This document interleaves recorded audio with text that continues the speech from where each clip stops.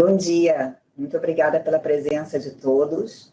Eu sou Paula Salamonde, responsável pelo negócio de iShares da BlackRock no Brasil, que é o nosso negócio de ETFs, e também toco aqui a relação comercial com os clientes institucionais. Muito obrigada pela presença de todos. Esse é o nosso segundo evento nesse ano para falar sobre perspectivas econômicas. A gente se encontrou aí em janeiro, no início do ano, num cenário bastante conturbado ainda, mas certamente não tão conturbado como estamos vivendo agora. Como vocês sabem, a BlackRock é uma gestora global. Nós temos 10 trilhões de ativos sob gestão, dos quais mais ou menos 60% estão geridos de maneira passiva através dos nossos fundos passivos e ETFs, dos quais muitos de vocês são clientes. Mas também temos uma parcela substancial gerida de maneira ativa. Aí são 2,5 trilhões de dólares que são geridos ativamente.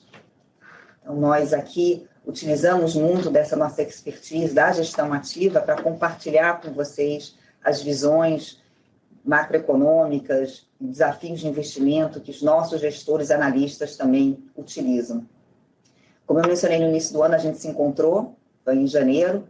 Naquela ocasião, nós falamos de 3 principais temas: inflação, falamos de volatilidade e a transição para uma economia de energia limpa, e como isso afeta os investimentos. Nós vamos abordar hoje esses 3 temas de novo, mas de uma maneira muito mais exacerbada, devido aí principalmente à guerra da Rússia, que potencializou ainda mais toda essa incerteza e essa volatilidade. Para nos dar um pouco mais de pano de fundo, entender melhor esse momento e as oportunidades de mercado, chamo aqui o Axel Christensen, que é o nosso estrategista-chefe para a América Latina. Vou trocar agora para o inglês. Axel, thank you very much for joining us today. And please go ahead with your presentation. Thank you very much, Paula. Bom dia. That's about all the Portuguese I'll speak today, but I'm very happy to be presenting with you. If it's all right, Paula, I will switch to the presentation so we can start right away. So let me share here.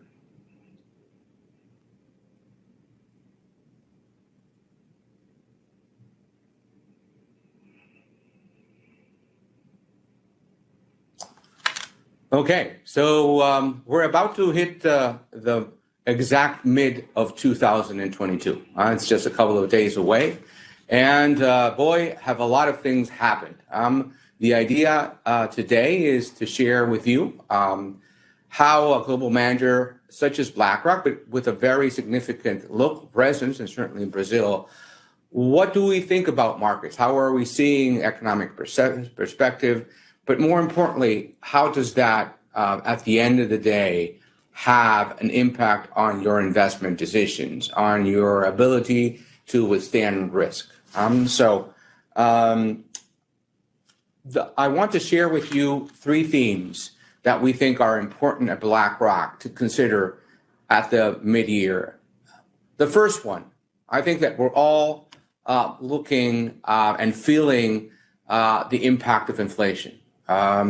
Inflation for many countries, especially in Latin America and in particular Brazil, has always been around. Thankfully, in the recent years, inflation has been down. But if we talk about inflation in developed markets, in Europe, in the US, we have to go all the way back to 40 years to find the same level of inflation that we're seeing today. So for many people out there, for many consumers, for many investors, for many central banks and governments, they're not used to living with inflation. So we have to adjust. We have to understand what the sources of inflation are, what the impact of economic policy to try to put a stop to the increase in inflation has, and more importantly, what type of impact it will have on markets in our investment decisions. So we're going to start with that. And then we'll also talk about the difficulties of investing in such confusing times and the importance to look at things with perspective. We are aware that it has been a very difficult year. I would like to share with you the way that BlackRock and our investment teams, how they are facing this current scenario, the type of tools that we use, how we position ourselves, and share with you some of the ideas. And finally, a very important theme, not only today, not only to understand what's going on this year, but we think will become ever more important in the future, is to understand the impact of climate transition as we navigate towards net zero carbon emissions in the next decades.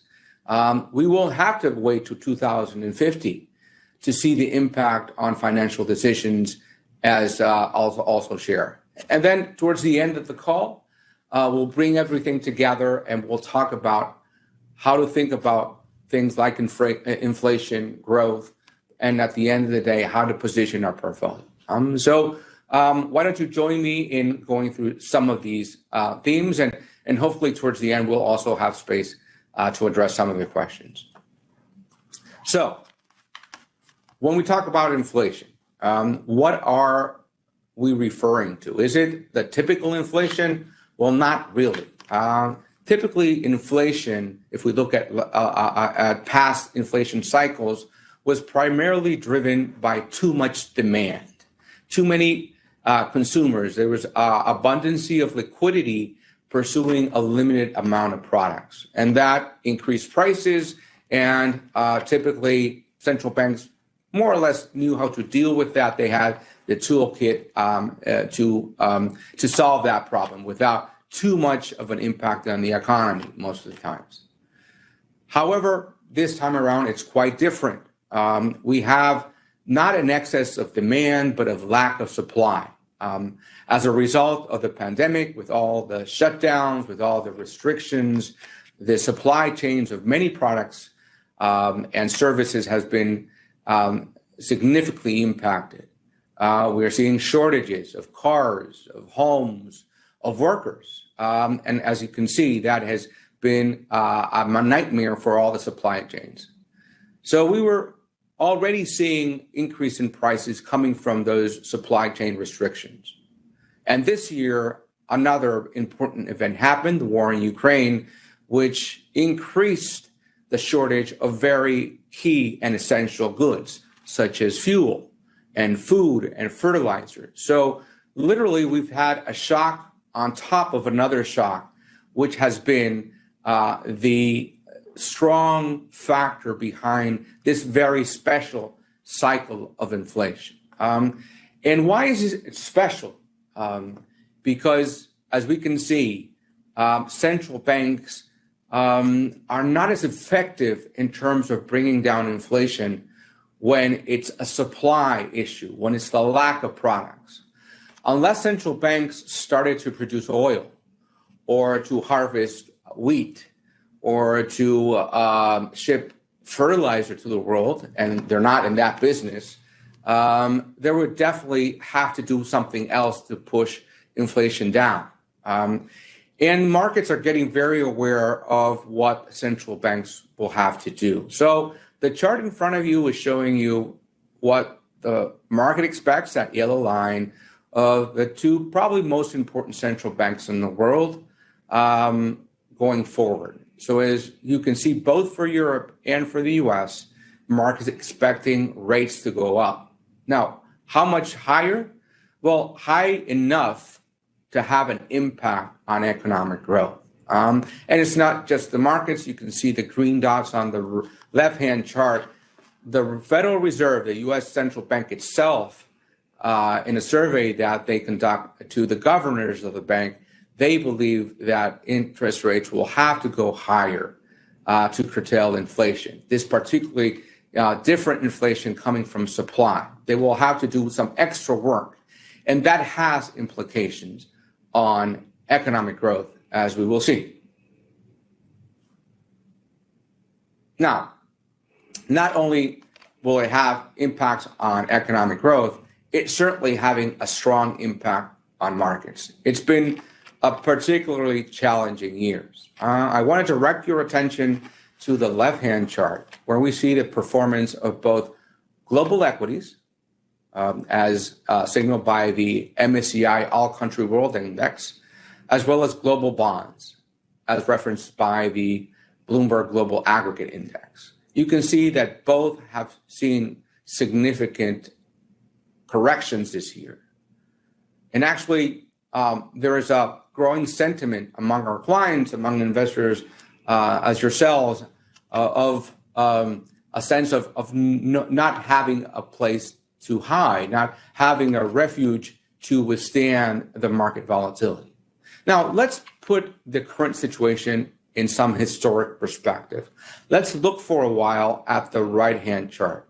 You can see 2022 on the lower left quadrant, only 3 years, including this one, over the last 45 and a half years have seen both negative performance from global equities and global fixed income.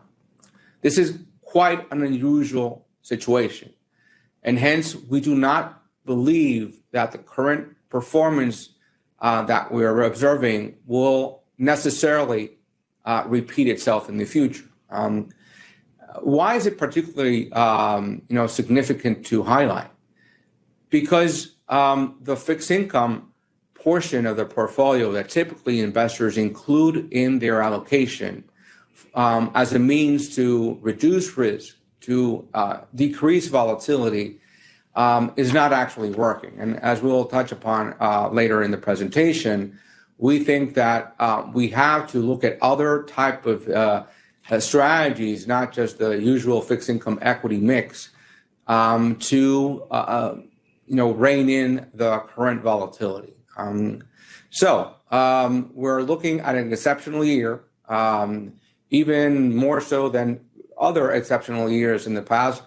Some of you might remember 2008, Lehman crisis, global financial crisis, where equities took a very strong hit, more than 40%, almost 50% loss at the end of the year. However, at that time, bonds were working as a diversifier of portfolio. Even last year, not a very good year for bonds, but equities did very well, and a diversified portfolio was able to mitigate the risk. This year, we need to appeal to our discipline as investors, but at the same time, look for some defensive positionings that will help us mitigate the inflation risk, among other elements.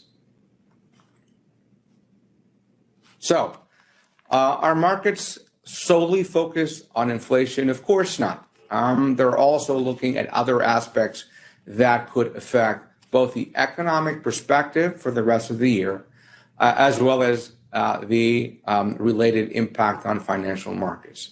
And certainly China has been at the center of attention as well. Interestingly, China and its economy are going through a different cycle than most of the world.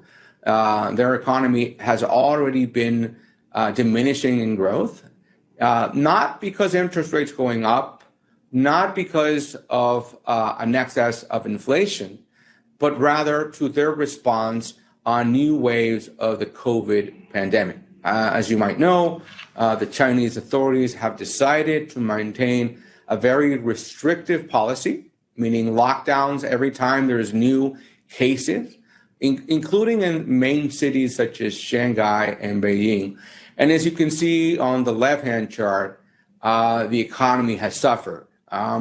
The Purchasing Managers Index, the PMI for China, took a very significant dip recently because of the lockdowns, almost to the level when the COVID pandemic started in China at the beginning of 2020. And that not only is having an impact on the Chinese economy, slowing it down, but also risk having impacts on other markets as well.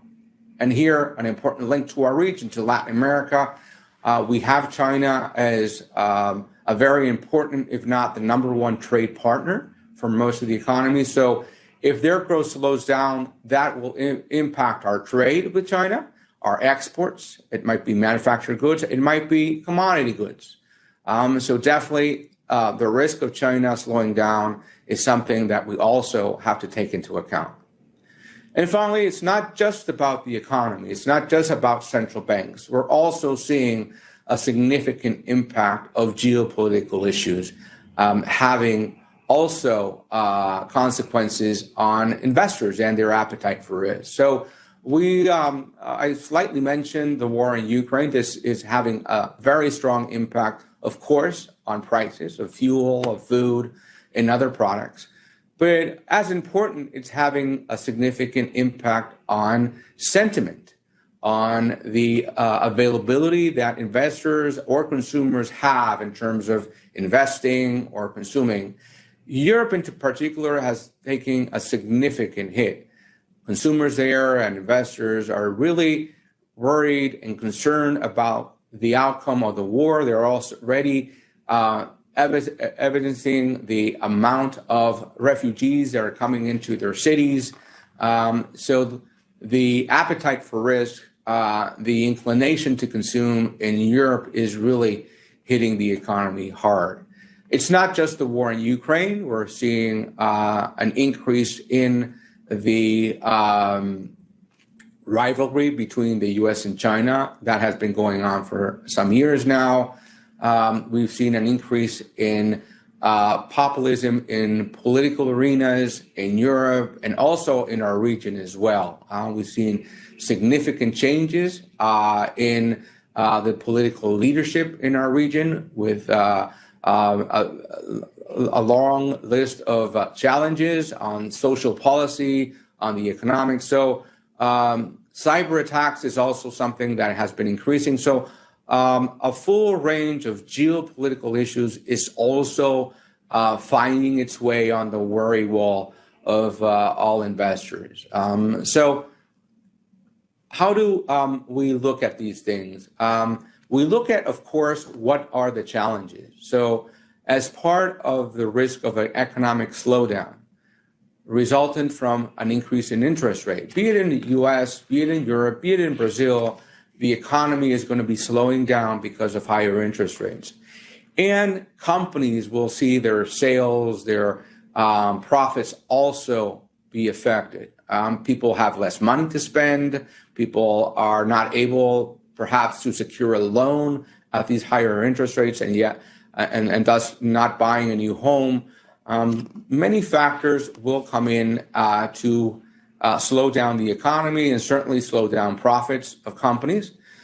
Hence, we are cautious about corporate earnings going forward. If anything, we think that there is still room for companies to guide the market towards revised profits downward. So we think that we might see somewhat more bad news from that front that would affect, of course, stock prices and valuations in the equity space. But at the same time, we're not just focused on the challenges that the markets are seeing because of higher inflation and higher interest rates. We're also conscious about the opportunity. So as an example, on the right-hand chart, we can see the yield for corporate bonds in the investment grade segment, where the current yield, which has surpassed 4%, is the highest yield we've seen in the last 10 years. So fixed income investors that have been having a very hard time in the recent past to find returns that can add to their portfolio to generate the necessary income are starting to detect opportunities where not too long ago it was very hard to find. So investment grade, for instance, fixed income is one of the segments in the fixed income universe that we're becoming more optimistic about. So challenges, but also opportunities is what we believe we should be looking at markets in the current turmoil. Now, as I mentioned, this is not an easy moment to invest. We are seeing a lot of volatility, a lot of uncertainty. So how do we approach this type of situations at BlackRock? Well, one of the secrets, if you will, of our special sauce in terms of how we invest is to develop a wide range of scenarios and have a plan, have a strategy for each different possible outcome. That's a lot of work. We leverage on the experience and the capacity of our colleagues in investments, as well as our the people that are in our risk teams that allow us to describe as well as to develop and analyze and do stress testing on different scenarios. So let me share a little bit of what we've been doing in terms of understanding the current situation, both economically, but also the impact on financial markets. In this case, both global equities and global bonds. So let's start by that green box. And it actually was our initial perspective on markets starting at the beginning of the year. At BlackRock, we thought that although inflation was quite high for historical standards, most of it was explained by supply chain disruptions that actually at the beginning of the year were starting to show some resolvement. We were seeing that the scarcity of, for instance, truck drivers were getting a solution. All the ships that were not able to get their cargo out were being directed to new ports that were, functioning. So part of the reasons behind the inflation was starting to get resolved. Unfortunately, in late February, we had the invasion of Russia to Ukraine, and that had this significant impact on prices again. And hence, we have had to consider additional scenarios as well. Now, the good thing is we already had been working and planning for some additional outcomes. So in comes that yellow box, what we call slamming the brakes. And what does that mean? That means that central banks, like the U.S. Federal Reserve or the European Central Bank, will probably, at this point, more certainly, have to increase rates beyond what they initially thought. More than what would be neutral in terms of stimulus or restricting the economic growth, and much more deeper into, as the title says, putting the brakes on economic growth as a way to put an end to the increase in inflation. Now, as you can see, that yellow box is going to be less positive for the returns of both global equities and global bonds. And actually, we think that the market has been more or less taking that scenario as its base scenario in the recent months or so. Now, we've also identified even riskier and more negative scenario, what we call the runaway inflation, where investors and other market participants lose faith in the capacity of central banks to rein in inflation. Going back to the experience in the late 70s and early 80s, at least here in the U.S., where the Fed back then was not able to contain inflation and eventually ended up increasing rates substantially higher to put inflation down, with the results of pushing the U.S. economy and actually a majority of economies in the world into a very strong recession in the early 80s. We don't think that scenario is the current one. But again, what we try to do at BlackRock, and we put all our best minds to it, is to understand the different scenarios. What are the best strategies in those current situations, so we have a plan on the beforehand and not having to scrape a plan in the midst of a market shift. So where do we think we are currently? Perhaps green with shades of yellow, or yellow with shades of green. There is a possibility that the U.S. Federal Reserve and other banks are able to land the economy not too hard, probably not a very smooth landing, but not hard enough to really break the economy. So if anything, there might be a slowdown. Some other regions in the world might find it harder. Europe, perhaps many economies in Latin America. The big question being China. Will they be able to avoid an overall recession, or will it just be a momentaneous slowdown and recovery at the end of the year? These are the type of questions that we make ourselves, and we elaborate the different strategies for each one of these scenarios. I'm not going to go through the other ones on the right, but you can get a sense of all the thought process and analysis that goes behind this, and that our colleagues put forward in the investment strategies that they include in our funds. So the climate transition will have a strong impact across all sectors. We think that that's what we have been focusing on in terms of the situation in climate transition. We believe that it is very important for us to look at what sectors will have a stronger benefit and which ones will suffer a stronger consequence of the climate transition. So in the benefit of time, I'll just let me just go to putting all together. So inflation, we believe that we might be close to inflation getting to a peak, but we think it will be stickier for longer. That's what living with inflation is all about. The R word, is it going to be a recession? Are we seeing a repricing of asset prices? Is there, a lot of reforms going on in the populist regimes that we're seeing popping up? Well, if we stick with recession, it's more likely in Europe and perhaps in Latin America.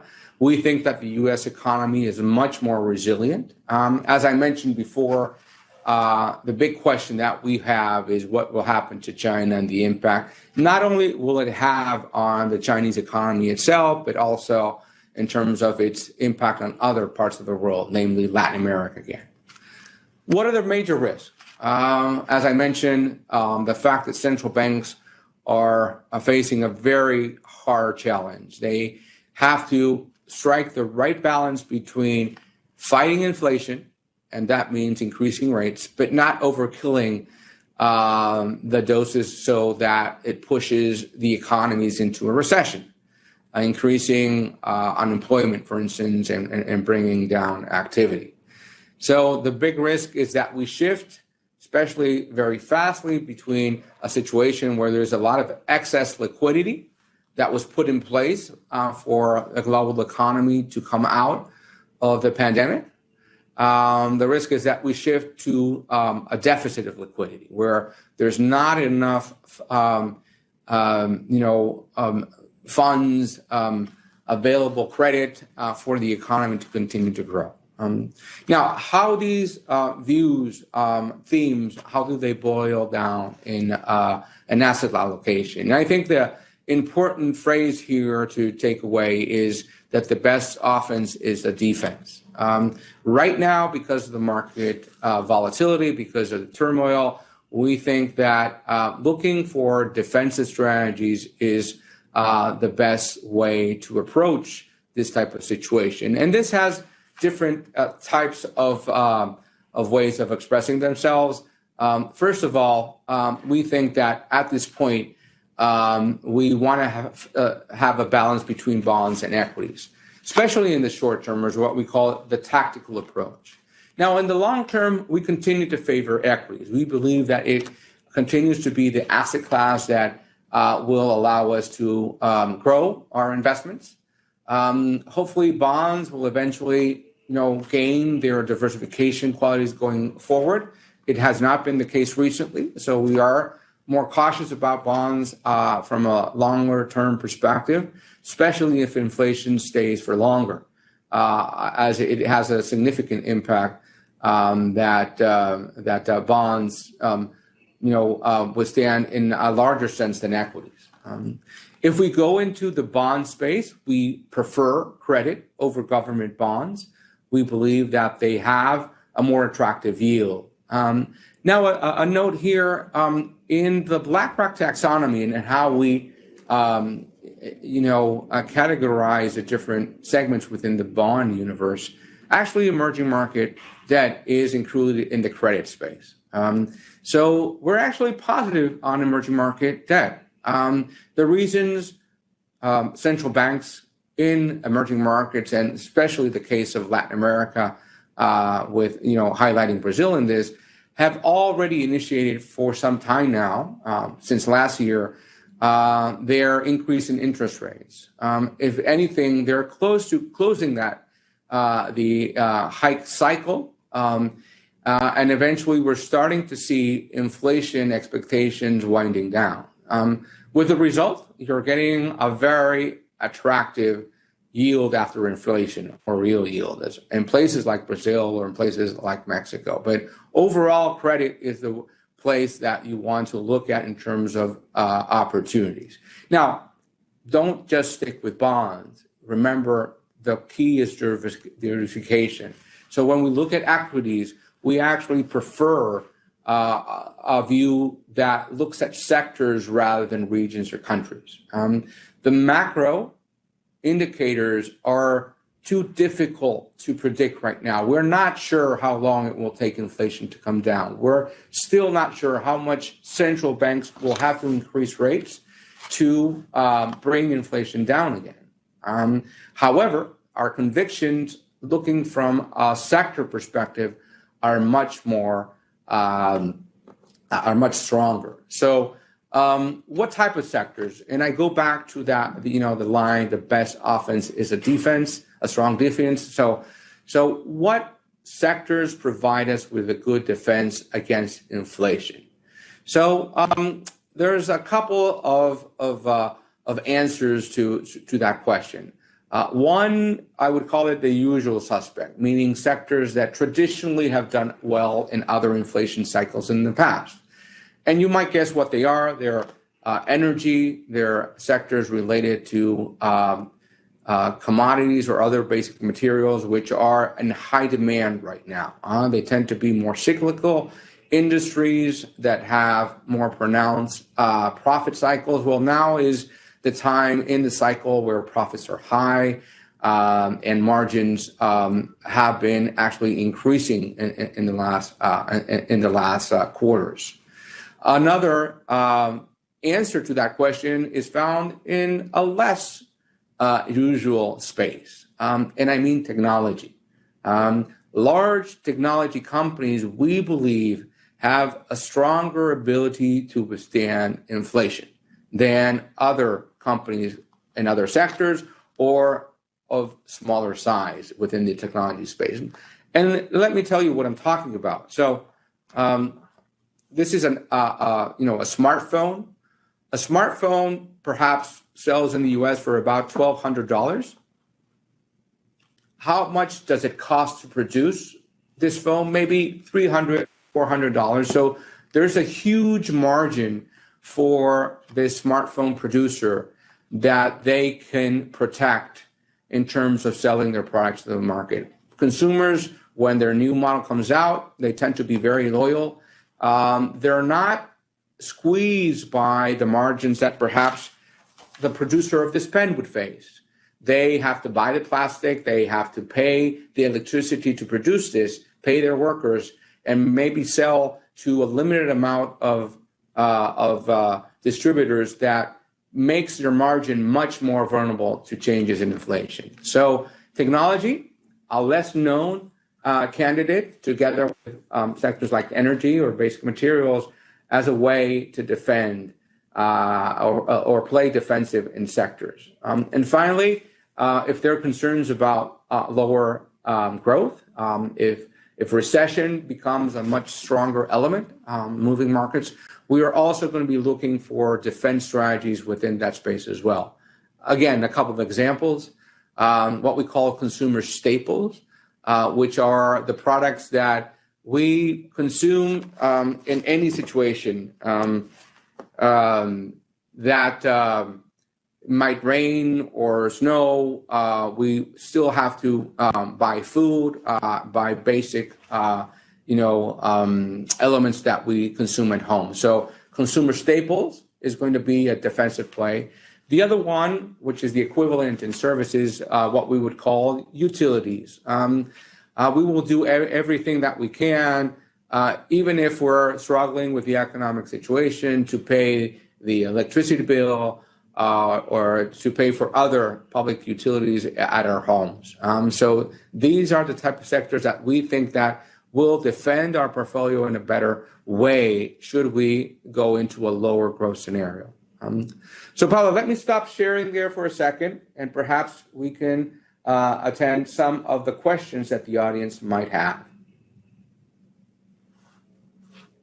Thank you, Axel, so much for your presentation. Very clear, giving us a little bit more insight how to navigate this uncertain times. I have a few questions here from the audience. Let me start with the first one.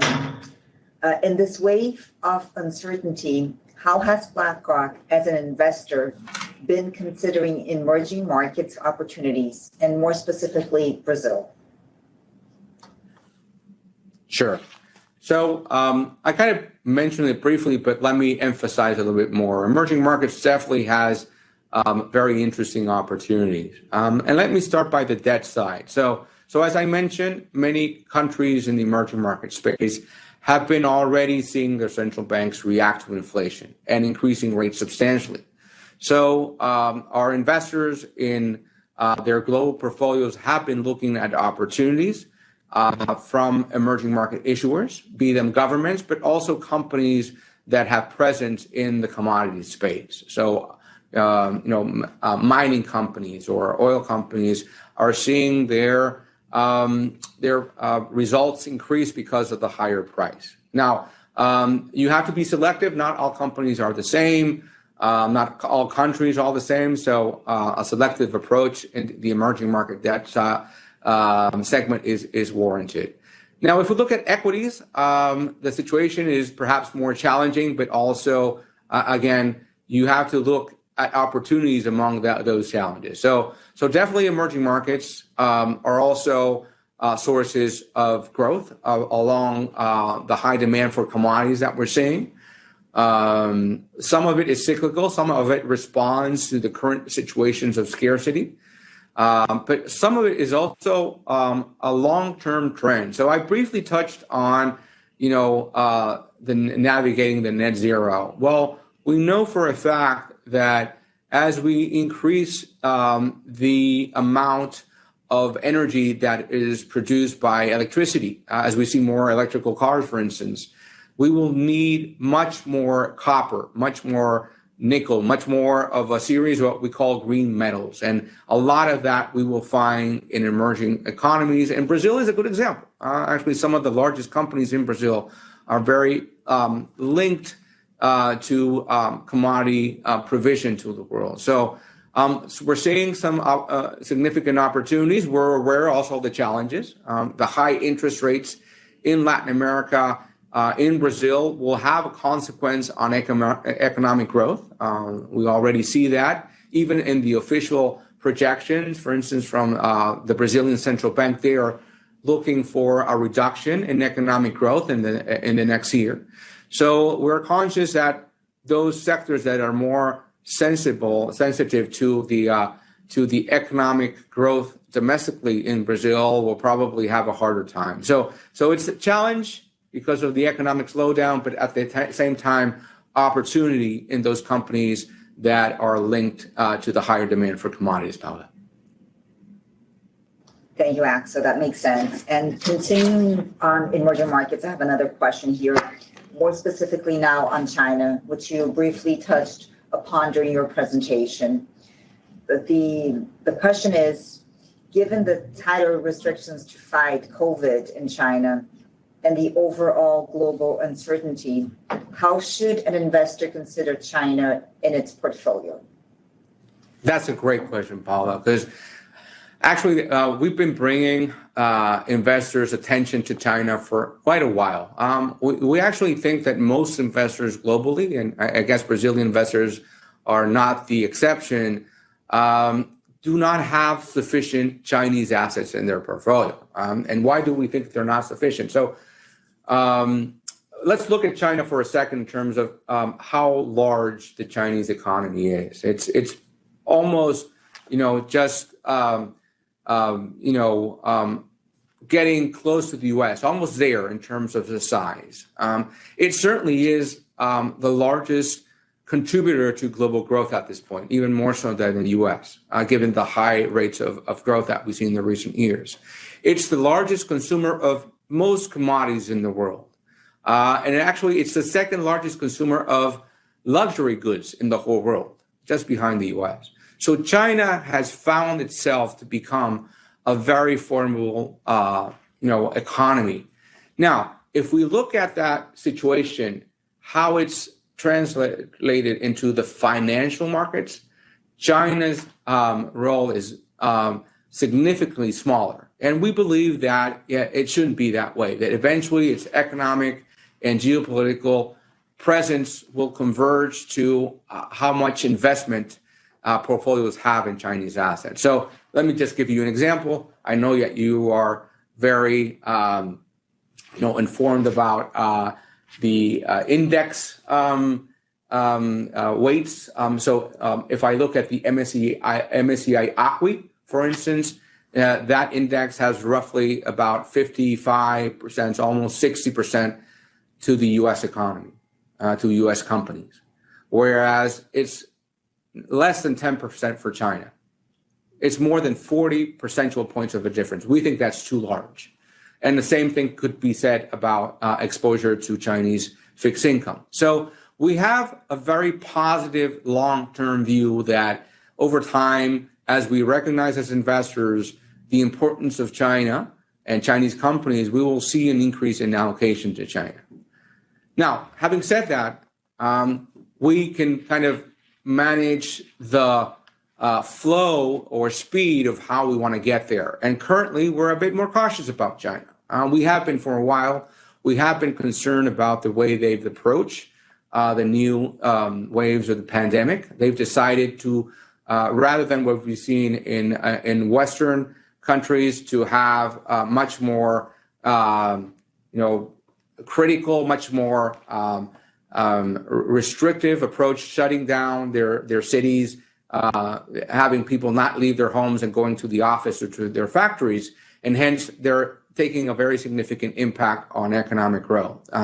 So we've become a bit more cautious in the short term, but I want to emphasize that longer term, we continue to be very positive in terms of allocation to Chinese assets, be it a U.S., a European, and certainly a Brazilian investor going forward. Thank you, Axel. And I think we have time for one last question, and this is shifting a little bit away from emerging markets, but maybe still in some shape or form, also touching emerging markets opportunities, mega trends. So this question comes to, we have been hearing a lot of mega trends coming from BlackRock and other investors. So what is this all about? Sure thing. I love the way that we're addressing a lot of interest from investors from that perspective. Traditionally, when we think about diversification of our portfolio, we think about the traditional asset classes or regions. Megatrends makes it a lot easier for us to connect how we invest on how we are observing changes unfold in front of us. So let me mention a couple of the megatrends that we're seeing an increased interest. Actually, I kind of mentioned one. It's not. We think it's more than a megatrend. We think it's going to be impacting the whole range of investment decisions. But certainly for a while, sustainability and ESG focus have been as important megatrends. But let me focus on two which I think are as important. One is the focus on demographic change. So we're seeing in many places demographics change. Take the case of Latin America. We're not the young continent that we used to be. We're starting to see more people living longer, and families deciding to have a smaller number of children. So the demographics are changing substantially, and that will change the patterns of consumption. Companies will find opportunities in offering services and products to people that are living longer, older people that will have demands. Think about, for instance, healthcare. think about entertainment or specialized housing. So there's a lot of different type of businesses that will evolve and grow substantially around these demographic changes. So that's one important megatrend. Let me talk about another one that has to do with changes in technology. So technology has been changing in many ways and forms. One of them actually looks at some of the advantages of incorporating technology in our daily lives. So everything related to automation or robotics is a very interesting theme that we're seeing as companies evolve and develop. And then on the kind of less optimistic side, cybersecurity, as I mentioned, a risk that is on the increase is cyber attacks. We're seeing a lot of activity in the space. Well, companies that develop tools and solutions to allow us to protect ourselves from those attacks are also seeing tremendous potential going forward. Sustainability linked to climate transition and all the opportunities that brings, demographics or technology, they're all places where we can find megatrends. They're a great way to better understand. They might link different sectors in different countries, so they're much more comprehensive, and I think that's a great way for a lot of our investors or our clients to think about how they want to diversify their portfolio. So thanks for asking, Paula. Thank you, Axel. I think this concludes. This was our last question because we're on time already, but thank you very much, Axel, for sharing with us and giving us a little bit more light in terms of how we as investors can seize opportunities in spite of the challenging moments we're living through. So, vou voltar aqui para o português, agradecer a todos pela presença. Espero que tenha sido bastante informativo e temos aqui como follow-up, se vocês quiserem mandar mais perguntas que não tenha dado tempo de respondermos, por favor, nos encaminhem. Mais uma vez, obrigada e até a próxima. Bom dia a todos.